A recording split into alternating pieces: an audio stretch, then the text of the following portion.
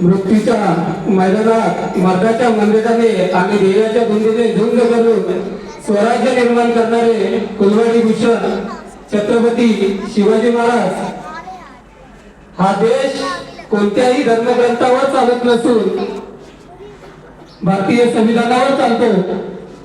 असे संविधान या देशाला देणारे विश्वरत्न डॉक्टर बाबासाहेब आंबेडकर या स्वातंत्र्याच्या जडणघडणीसाठी आणि प्रगतीसाठी ज्या महापुरुषांनी योगदान दिले या तमाम महापुरुषांना मी प्रथमतः अभिवादन करतो। आपणा सर्वांना 77व्या प्रजासत्ताक दिनाच्या मंगलमय अशा शुभेच्छा देतो। मित्रांनो, आज आपण आपल्या देशाचा 77वा प्रजासत्ताक दिनाचं साजरा करत आहे। मी एक झेंडा वंदन, आता बाकी काही जास्त बोलत नाही, आणि झेंडा वंदन आणि झेंडा ध्वज कसा असतो, कसा फडकवायचा असतो हे खूप साऱ्या लोकांना माहिती नसतं। कधी कोणी विचारलं तर ते आपल्याला सांगता आलं पाहिजे।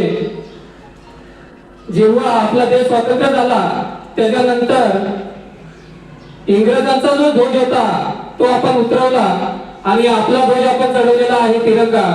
तर आपण 15 ऑगस्टला झेंडा केव्हाही खालून वरती चढवतो झेंडा, आणि 26 जानेवारीला ऑलरेडी आपण झेंडा खालून वरती चढवलेला आहे। 26 जानेवारीला आपण प्रजासत्ताक झालेला आहे, त्यामुळे 26 जानेवारीला झेंडा हा वरून फडकलेला असतो।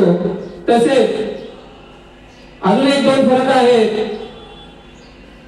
ध्वजारोहण आणि ध्वजवंदन। तर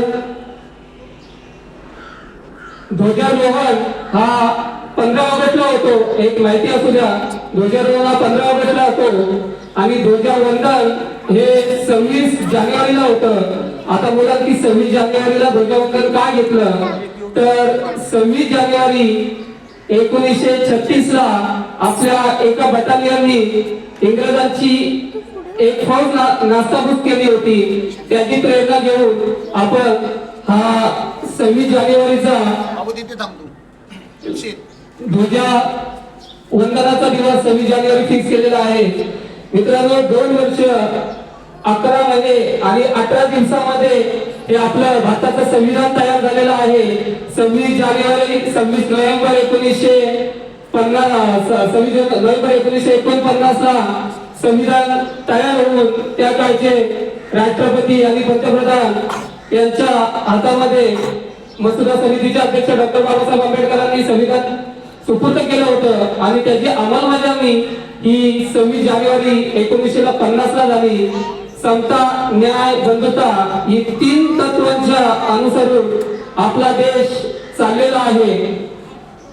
मी सर्वांना विनंती करेन की आपण खरंच सुशिक्षित आहात।